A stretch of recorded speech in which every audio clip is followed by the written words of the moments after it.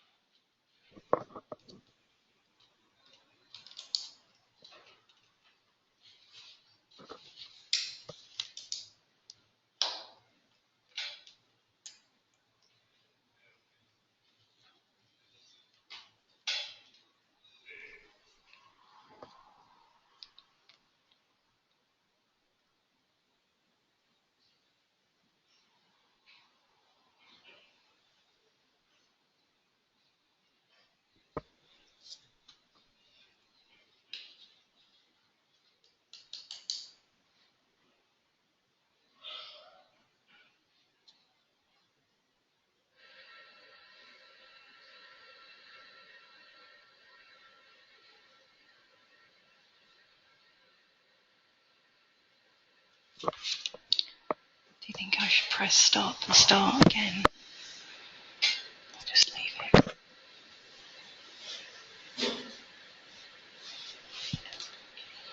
Hello, everyone. Thank you for joining today's webinar. My name is Natalia. I'm with the Local Network team in New York. And today we have a great presentation coordinated by the UK network about the UK Modern Slavery Act. For now, all attendees will be muted, and we will have time for questions at the end of the webinar. So if you have any questions, you can either use the questions box and type what your question is, or you can raise your hand by pressing the hand icon on your control panel, and we will unmute you when it's time for questions. So thank you, everyone.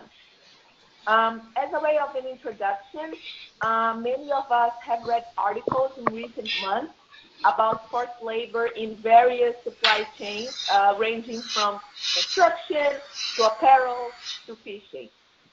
Forced labor and slavery continue to be rampant around the globe. In fact, according to the ILO, there are 21 million people worldwide who are subjected to forced labor today. With that, the UK Modern Slavery Act, as Desiree will explain to you later on, requires companies that have annual revenues of 36 million and above, and that have businesses in the UK. They are requested to produce an annual public slavery and human trafficking statement.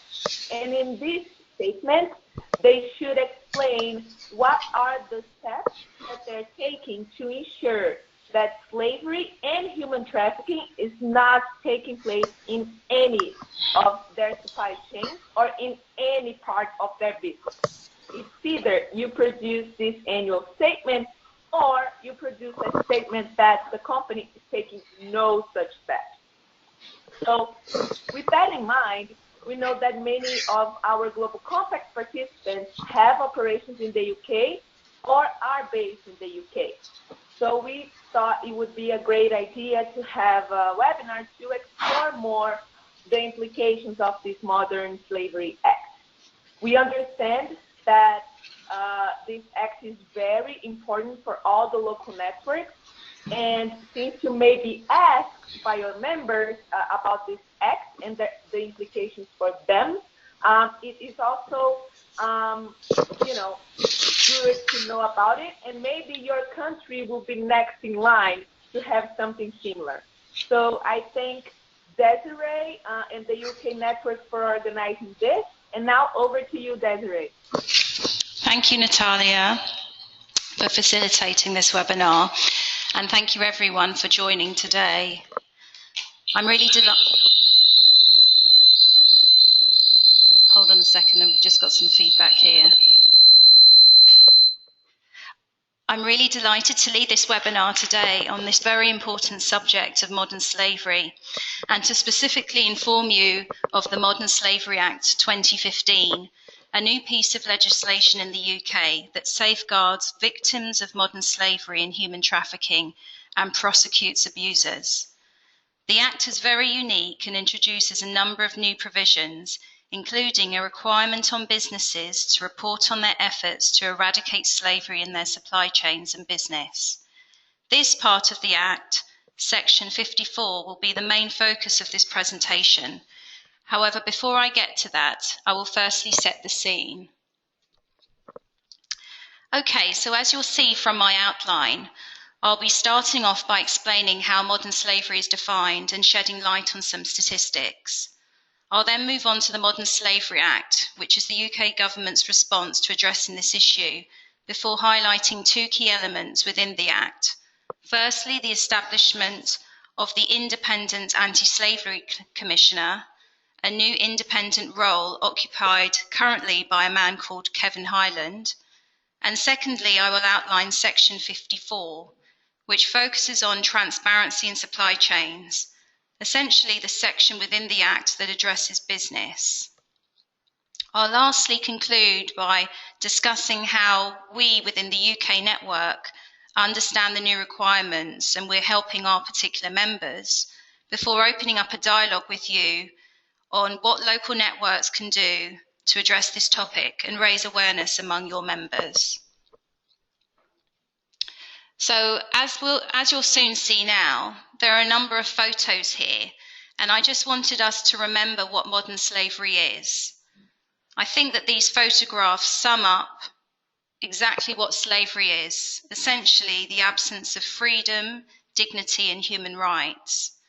Here, these photos depict different types of slavery. So we've got incidences of forced labour, where victims are forced to work against their will, often for very long hours for little or no pay, in dire conditions, under verbal or physical threats of violence. So, for example, we've got a photo there of some adults picking cotton in Uzbekistan.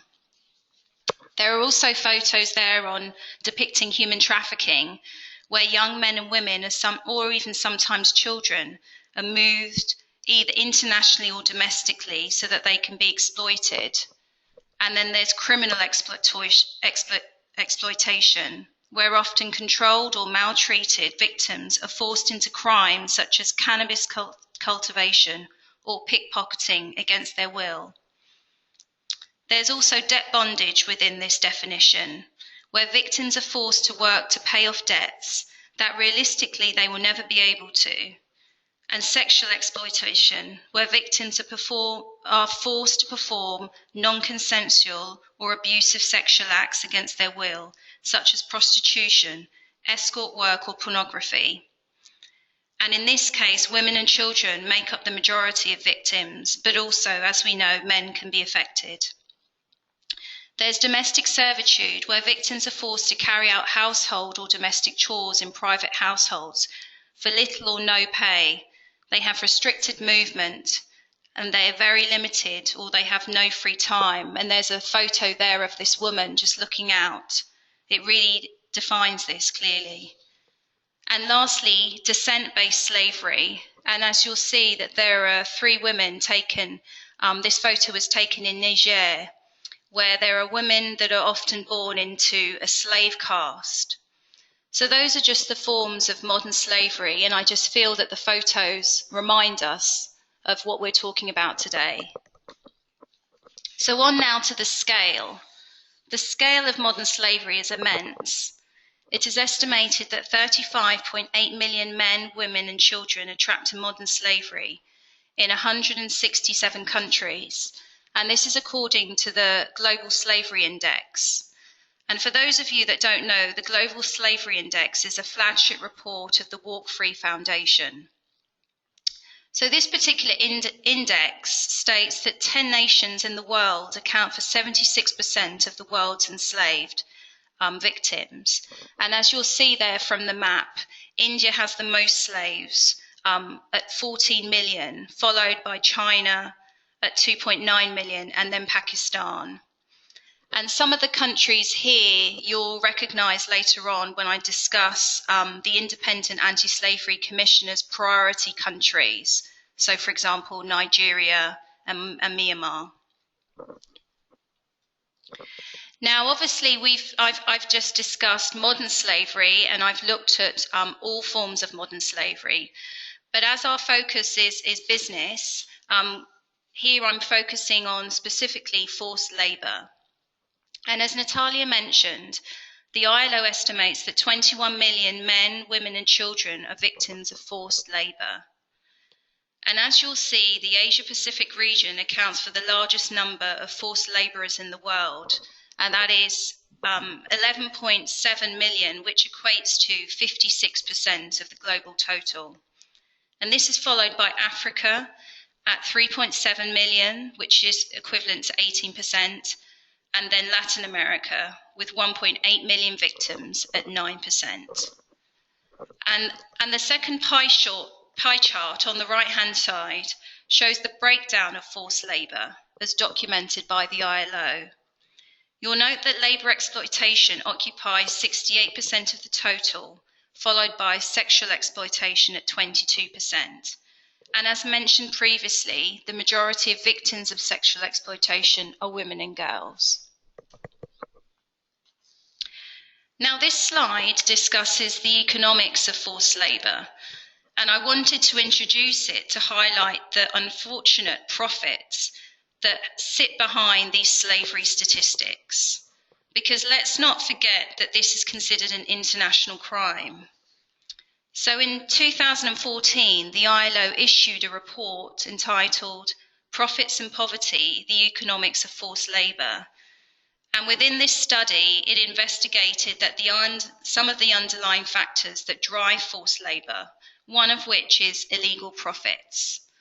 And as you'll see from that statistic there, the private economy generates illegal profits to the tune of 150 million. Oh, is that, I can't see. Oh, 150 billion in illegal profits per year, which is 3 times more than previously estimated. And this can happen based on a range of factors such as poverty, the vulnerability of the people in the areas, low levels of education and literacy, and migration. Now, I've included 2 graphs that depict the illegal annual profits. And the first graph on the left depicts it per type of slavery. So as you'll see, sexual exploitation yields the most profit. And the second graph depicts it per region. And this concurs with previous statistics that essentially the Asia-Pacific region is the most vulnerable region when it comes to forced labour. So right now I want to turn attention to government's response to this, to the incidence of modern slavery and human trafficking around the world. And specifically, I will be drawing on heavily the UK's Modern Slavery Act, But first, I wanted to touch upon what's happening in the US. So in 2010, the California Transparency in Supply Chains Act was signed into law, and it came into effect in 2012. Essentially, it requires companies to report on specific actions that they're taking to eradicate slavery and human trafficking in their supply chains. And this piece of legislation was specifically aimed at mid-size and large retailers, manufacturing companies primarily, with worldwide annual revenues of $100 million or more. And the law requires these companies specifically to disclose on their website the various initiatives they're taking to eradicate slavery and human trafficking from its direct supply chains for the goods offered for sale. Now, it asks companies to do a number of things, or kind of gives an illustration, and I'm just going to touch upon 3 examples right now. So, for example, it says that this disclosure could include how the companies engage in verification of product supply chains to evaluate and address risks to human trafficking and slavery. It also can include their audits of their suppliers, and it also can include where they have required direct suppliers to certify that materials incorporated into any product comply with the laws regarding slavery and human trafficking of the countries in which they're doing business. So I just wanted to touch on there the California Transparency in Supply Chains Act, but you'll see that I've added the President Obama's executive order and also the Business Supply Chain Transparency on Trafficking and Modern Slavery Act of 2015. And essentially, these are 2 bills that are going through the Senate right now. However, today my focus is the Modern Slavery Act, and I'll talk to this now. So just before I get into the Act, I wanted to show you this slide. This slide.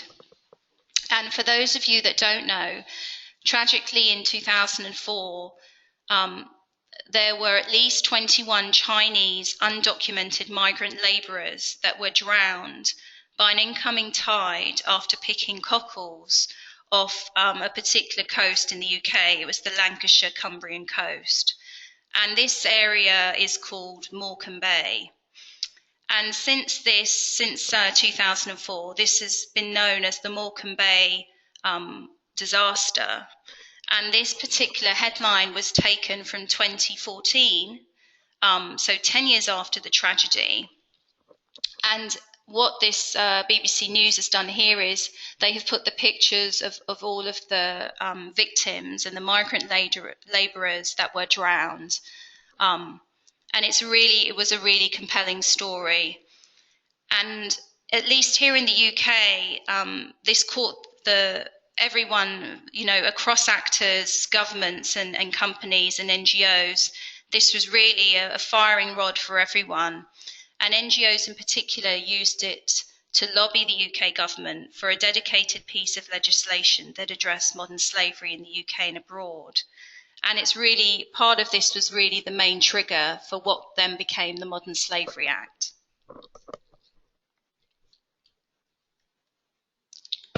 Hold on a second. I think you've...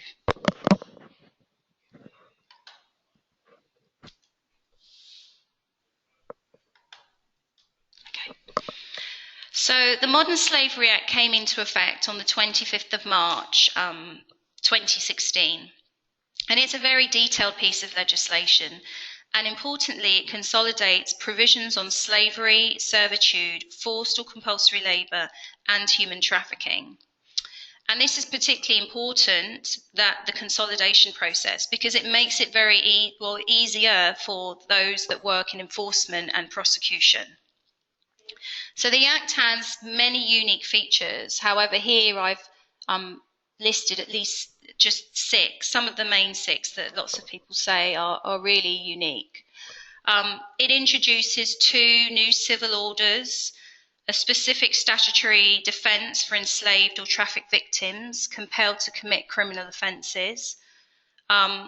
It introduces the establishment of an independent anti-slavery commissioner. There is also a mechanism now for seizing traffickers' assets and channeling proceeds towards victims for compensation payments. There is a dedicated provision of child trafficking advocates, and that's something that at least the child rights NGOs, specifically UNICEF and UNICEF UK, were really advocating for. And then, of course, there is this annual reporting requirement for large commercial enterprises. Now, there are really a lot more useful features within this Act, and I would encourage you to read it. It's not very long. But for now, I'm just going to focus on the role of the Office of the Independent Anti-Slavery Commissioner. So the role of the Independent Anti-Slavery Commissioner, it's one of the key features of the Act, and actually is listed within the Act's description. So that really conjures up the importance of it. And for the first time in history, there is now an office dedicated to eradicating slavery and human trafficking in the UK, and working with others to achieve this goal. Now, a key feature of this role is that the Commissioner is independent. And while the office is based within a government department, namely the Home Office, the role and the office is not beholden to government. And that's very important. And it's something that the Commissioner likes to stress.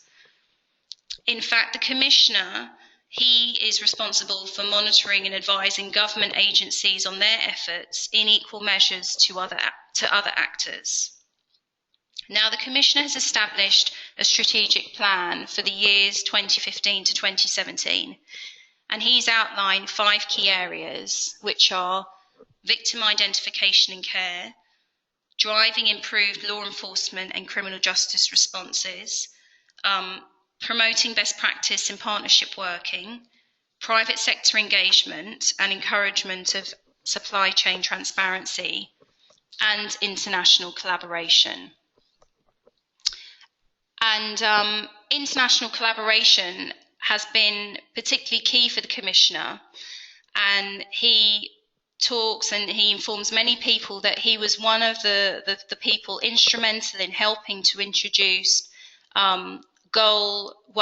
to introduce a section and text that stipulates ending modern slavery and human trafficking, and feeding this into the SDG goal 8.7, which you can read on the slide.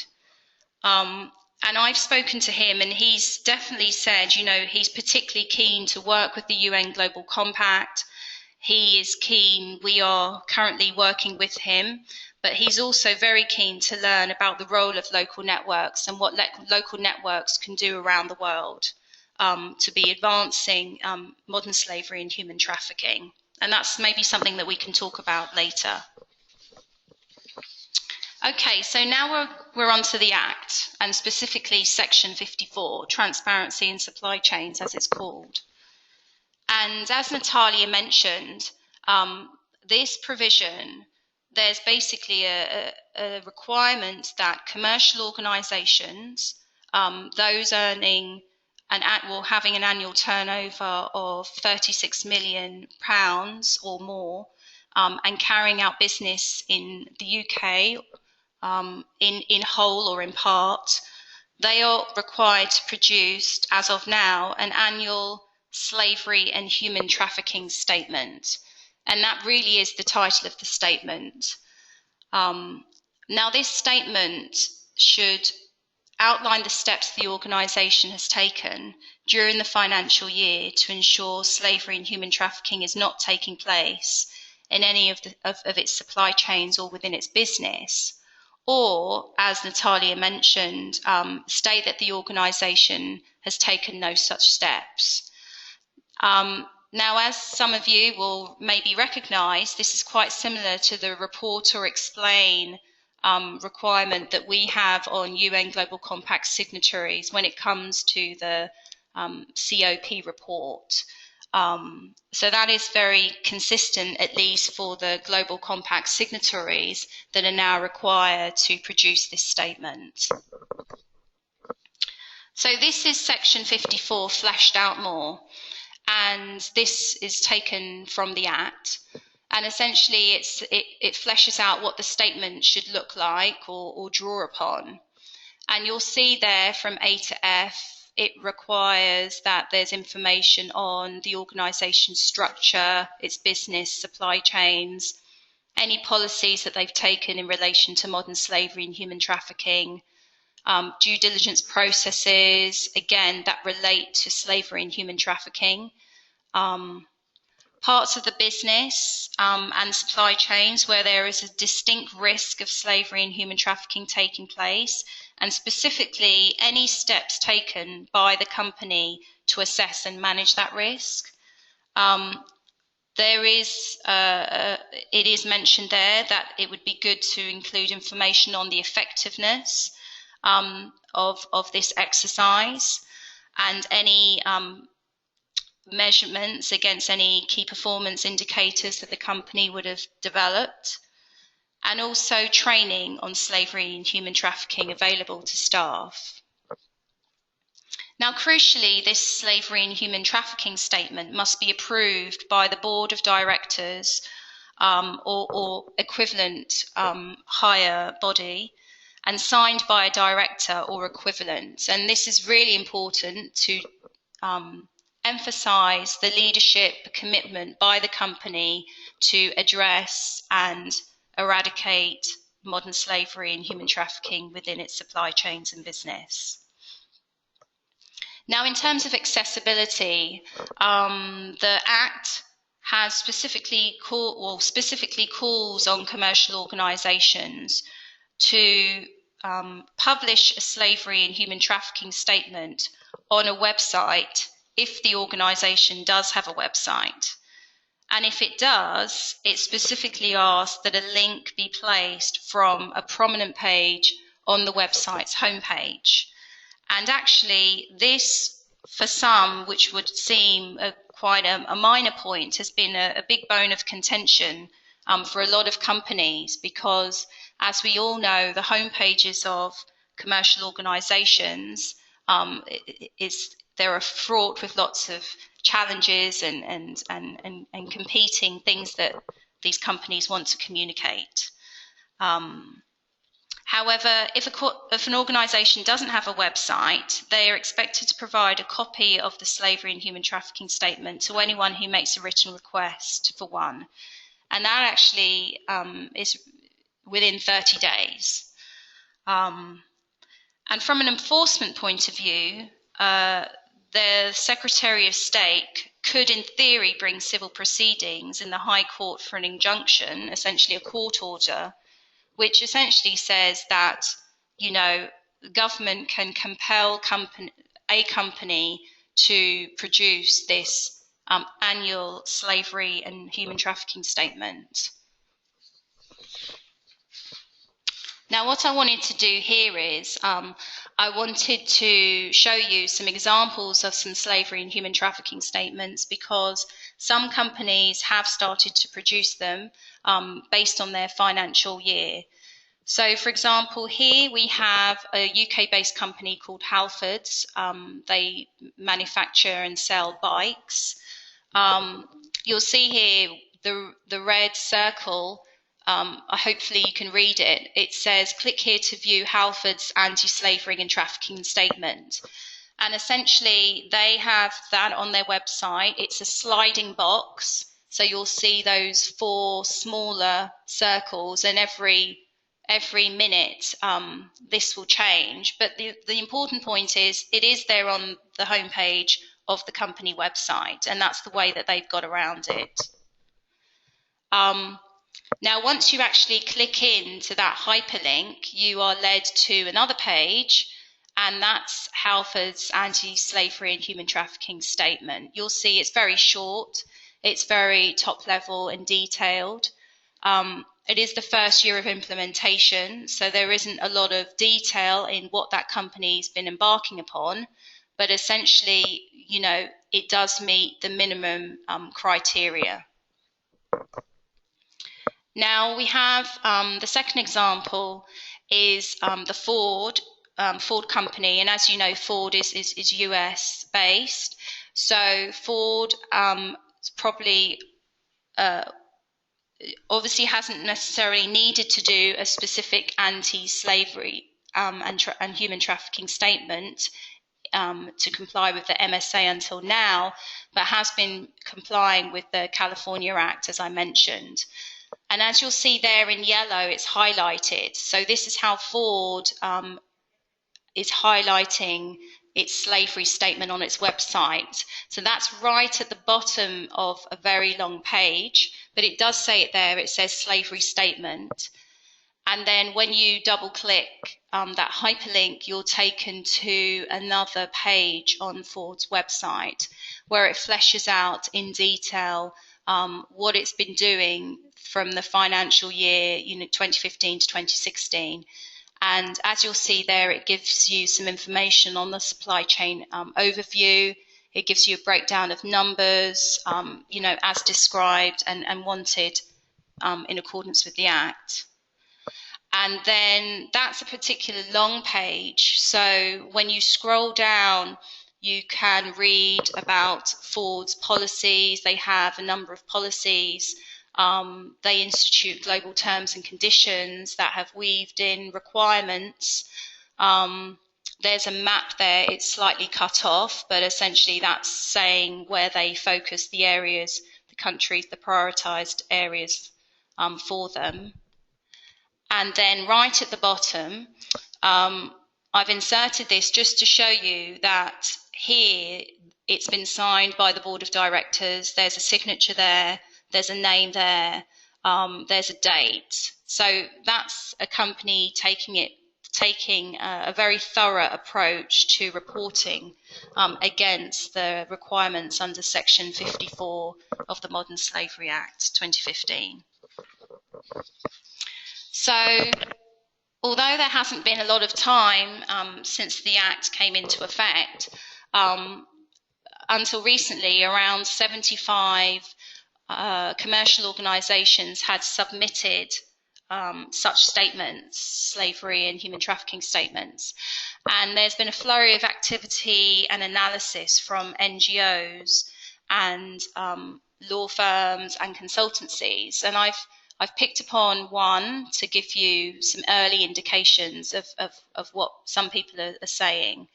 And the Core Coalition is a coalition of NGOs here in the UK that advance corporate accountability.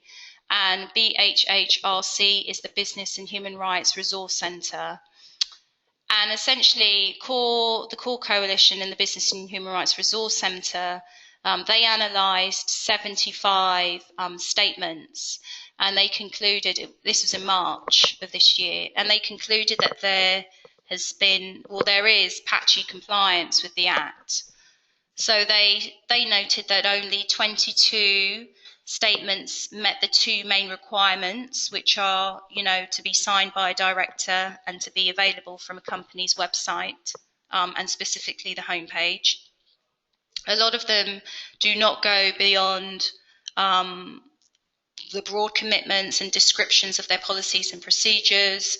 Very few of them describe their risk assessment processes. Little attention is placed on how they will monitor the effectiveness of actions they will take. And they really conclude that only 9 statements meet the minimum requirements and cover the 6 suggested areas, and that's those that were highlighted earlier. So while that's lamentable, essentially we are in year 1 of compliance with the Act and year 1 of implementation. So we hope that there will be further reports in the future and these statistics will improve. So right now I'd like to focus on how we are helping our UK members in the UK. So we're doing that in 2 main ways. Firstly, we're raising awareness. Over the last year, we have co-organised and organised separately 3 events addressing the Modern Slavery Act. 2 have been in London and 1 was in Geneva at the UN Business and Human Rights Forum last year. Off the back of that, we also developed a policy brief for our members. And if anyone is interested, I'd be happy to send that to you. You could drop me an email. But most importantly, what we've done is we have decided that we want to build the capacity and knowledge of our members, and we launched a working group on modern slavery in January of this year. And we thought that it would be a good idea to provide a safe space and a learning forum for UK members to discuss challenges to implementation and to share ideas on how they're addressing the Modern Slavery Act, Section 54. And what we did was we developed some terms of reference. We developed participation criteria. I've listed it there, but essentially in order to be a participant, the UK network member would have to meet the annual turnover requirement. They would need to agree to the terms of reference. They would need to commit to being open about challenges and sharing ideas and practice. And they would also need to commit to contributing to the development of guidance. And that's something that we thought we would like to all have a shared output at the end of our working group session. And they also did need to commit to paying a small administrative fee, because this is something additional that we are offering to a select number of members, because we wanted to ensure that the working group was workable. So we actually capped the working group at 20, and we actually have 19 companies that have signed up, and they do represent diverse industry sectors. And this pie chart just shows you how diverse the group is. I mean, there's not really a majority industry sector there. We really have companies representing a vast amount of industry sectors. Okay, so what I'll do here is I'm just going to give you a bit of a deeper dive into how we're working, the working group is working. So we've suggested that we would basically convene meetings for them, physical meetings. So we've split it into 2. One meeting, we will invite expert speakers. So we will have about an hour and a half with an expert, and they would be able to ask the expert questions, and vice versa. The expert is asked and encouraged to ask our members questions. And we also have another way that we convene them. We convene them just basically on implementation challenges, physical meetings, just for them to get together amongst themselves and discuss the challenges to implementation. So we've had one expert meeting already. We had Kevin Hyland, the Independent Anti-Slavery Commissioner, come and speak to the group in February. And we will meet in June, and we will meet with Anti-Slavery International's director, Ada McCade. And we are due to meet in 2 weeks, and that will be a working group meeting only. So that will just be an opportunity for members to discuss amongst themselves what's going on with respect to their reports or their statements or due diligence processes. And so far, the feedback from our members has been positive. I mean, they've really appreciated the multi-sectoral nature of the working group. They've definitely appreciated the fact that it's been a private forum and a small forum. At their bequest, you know, they said they wanted to have more time to discuss amongst themselves and hear challenges and learn about how each other are tackling similar issues. And actually, you know, we've decided to meet more frequently as a result of that. and they just appreciated engaging these external speakers in a small private forum. So when we when we had the Independent Anti-Slavery Commissioner come and speak to us, they each had, 45 minutes, him posing questions to the group and the group posing questions to him, and it was a really good exchange. So that's really the end of the presentation in terms of the content. But at this point, I wanted to open the floor for questions, and before doing so, I present a number of ideas for engagement with other local networks on slavery. So, for example, you may want to organise a meeting for your members on the Modern Slavery Act 2015, informing them of the requirements under Section 54. And if you're interested in that and you need support, myself and colleagues would be happy to help you, maybe with, sending you information for slides, or even using this slide deck if you wanted to. You may want to discuss with your members, especially those that have a presence in the UK, and inquire if they need any help or support. I would say that local networks in the following countries, so Nigeria, Romania, Poland, Vietnam, Slovakia, Hungary, Lithuania, Thailand, China, Latvia, and Albania, should be particularly aware of the Modern Slavery Act. And these countries have been identified as priority countries by the Independent Anti-Slavery Commissioner. And he's particularly keen to work with organisations in these countries. So if any local networks are from these particular countries and want to get in touch with me specifically, I would welcome that. You may want to also, and we can probably have a discussion about this soon, about the opportunity of exploring potential collaborations between the UK network and other local networks. We could potentially approach a UNGC signatory company that's maybe UK based but operating in one of these jurisdictions, that has maybe identified modern slavery in their supply chain and is looking to potentially address that issue with partners.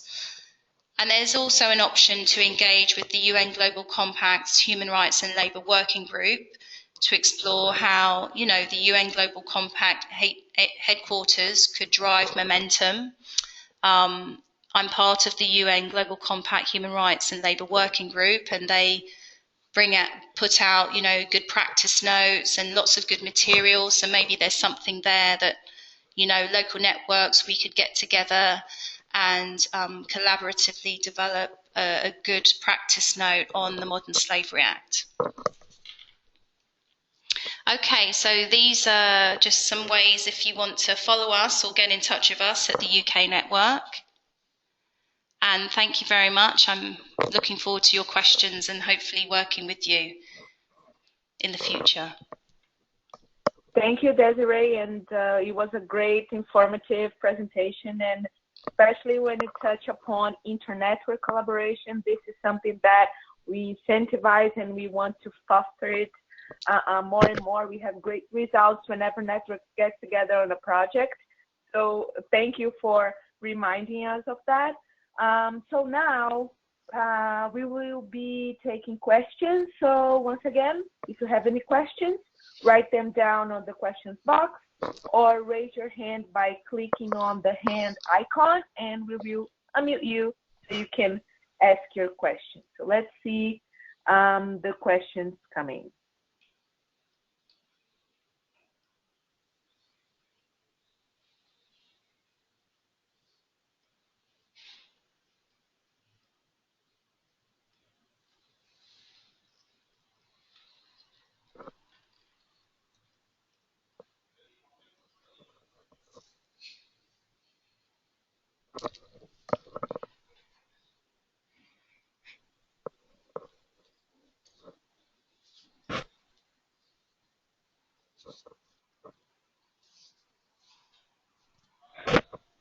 Well, it seems that no questions are going to be asked.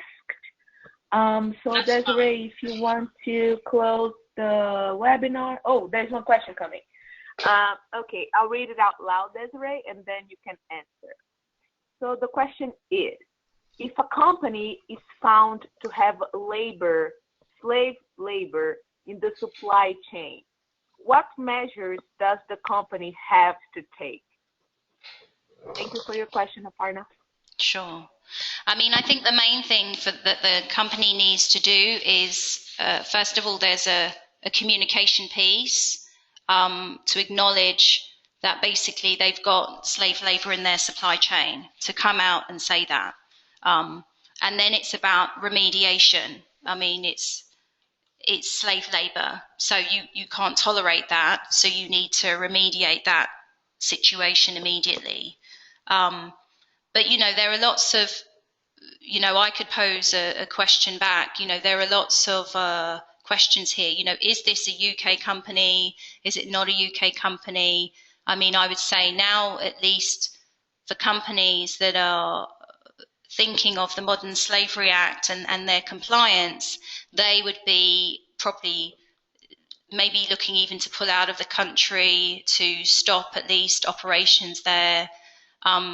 So if I knew which type of, you know, where this company was based, maybe I could give a bit of a fuller response. But I would say, you know, the first thing is to own the messaging, to be honest and come out and say they have acknowledged and they're aware of slave labor in the supply chain, just like Nestle did a few months ago. And then the second thing is remediation. So, you know, and that means trying to find out where the slave labor is, and then putting in measures to address it. Yeah, well, Desiree, since the question came from Canada, would it be different if it is a Canadian company that operates in the UK and they have just found that in their UK operations they have found slavery labor? Would that change? Like, what would be the implications for this Canadian company operating in the UK?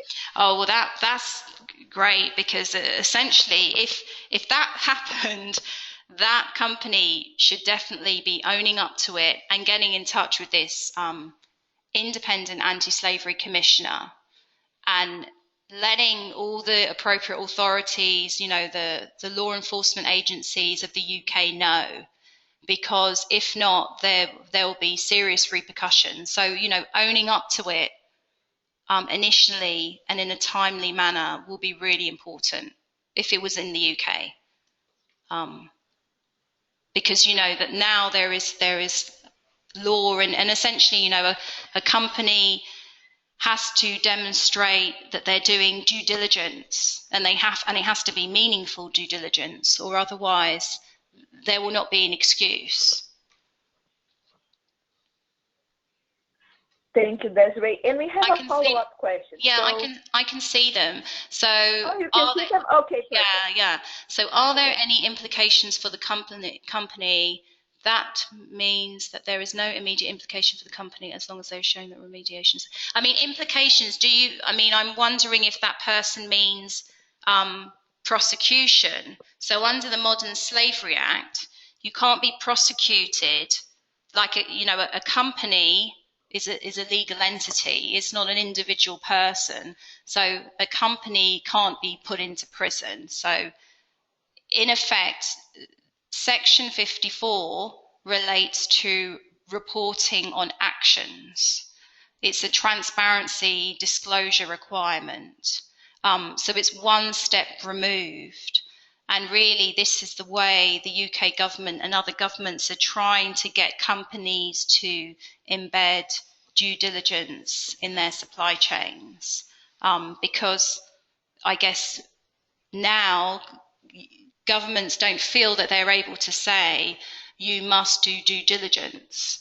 So what they're asking companies to do is they're asking them to report on due diligence. Okay, and she says, gotcha, thanks. So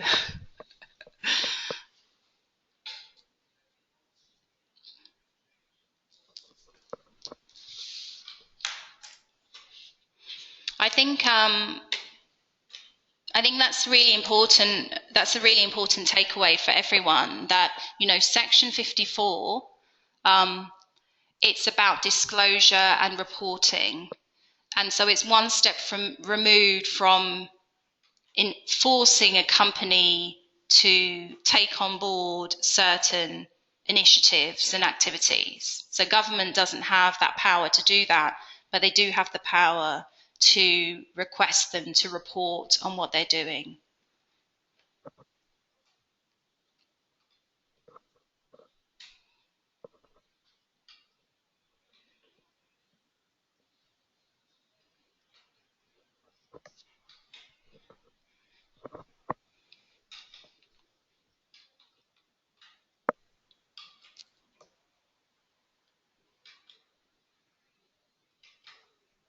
Yeah.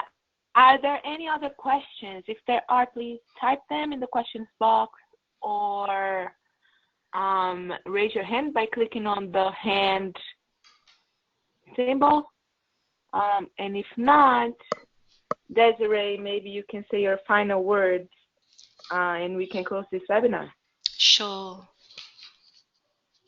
I mean, my final words are that I would be really happy to hear from local networks, any local network that's interested in raising the issue of modern slavery with their members or maybe informing them about the Act, but also specifically those 10 priority countries, so local networks from those countries. I think that would be particularly interesting because I know that, we have a good relationship with the Office of the Independent Anti-Slavery Commissioner, and he's particularly keen to work with, legitimate entities in those 10 priority countries that are working to improve responsible business practice.